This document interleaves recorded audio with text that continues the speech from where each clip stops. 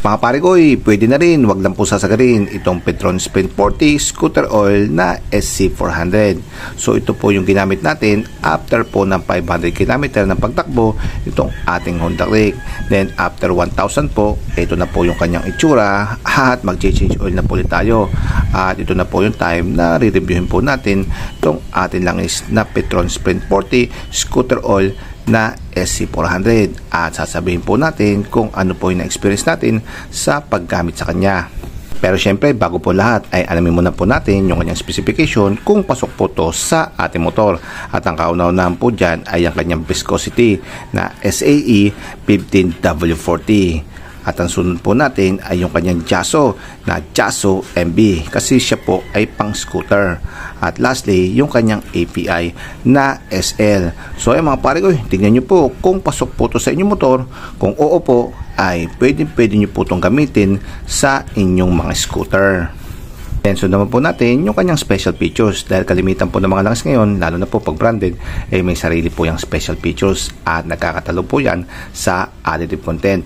At yung additive content po ng langis na to na Petron is TCS or Thermal Control System. So ano po ba ibig sabihin niya doon? Itong TCS daw po na to or Thermal Control System is an advanced additives technology that enhance the oil thermal endurance, volatility profile, and oxidation stability. So yan po ang kanyang nilalaman. So ibig sabihin, maganda po yung langis ito na Petron sa mga compression ratio na matataas dahil nabibigay daw po nito yung protection sa init. So hindi po basta-basta bumababa yung kanyang viscosity at hindi rin po basta-basta nawawala yung dulas nito o yung protection po nito sa ating makina. At lastly, yung kanyang presyo. Itong langis po na to naglalaman ng 800 ml ay nabili ko lamang po sa halagang 200 pesos. So more or less po yan, depende po sa tindahan na pagbibilan nyo. At ang mura niya, di ba? So bakit po siya mura? Kasi ito po ay mineral based oil lamang, hindi po siya synthetic base. Ang kagandahan lang po to, since na mineral nga lang siya, siya naman po ay multigrade. So ibig sabihin kahit ano pong panahon ay nag-a-adjust po yung viscosity ng langis na to. So diba, hindi po siya monograde. Medyo maganda na rin po yon. Kaya nasabi po natin na pwede na, wag lang po sasagarin dahil itong langis po na to ay mineral based o lamang. Hindi po tulad ng mga kapatid niya na polysynthetic. Yan, kayang-kaya po niyan yung thermal at physical stress. Ito pwede po natin sagarin to hanggang 100 km per hour ay kayang-kaya po nito. Basta after 1,000 to 1,500 km ay magpapalit na po tayo ng langis. So to pwede rin po umabot to ng 3,000 km pero takbong tsabi lamang, kumbaga 60 km per hour maximum na po yon. At sa experience ko naman po sa paggamit nitong langis nito is kalintulad din po ng ibang regular oil.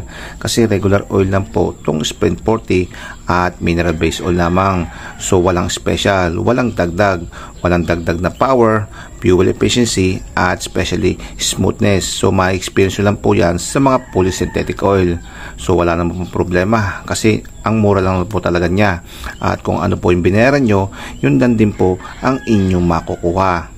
At sa protection naman po nito sa ating makina ay okay na okay gamitin itong Petron Sprint 40 kasi branded po yan dahil ito po ay gawa ng Petron at matagal na po ako gumagamit ng mga mineral based oil lamang at wala po nagiging problema yung makina ng aking motor.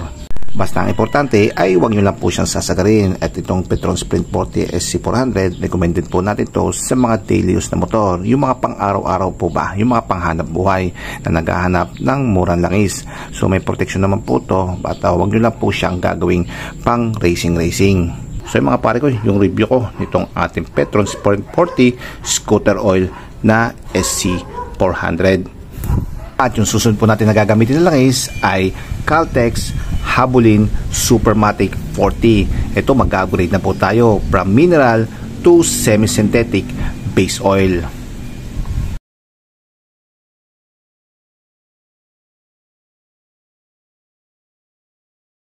Siya nga pala mga pare ko, huwag niyo pong kakalimutan na maglagay po ng screen sa inyong embudo na kahit po malaglag itong seal na to, yan, ay hindi po papasok at sasama sa inyong langis papunta po sa loob ng inyong makina. Kumbaga safe na safe. So mga pare ko, abang-abang na lang po sa ating review nitong Caltex Habolen Supermatic 40 Semi-Synthetic. So kita kasi na po ulit. Paalam sa inyo mga pare ko. Paalam.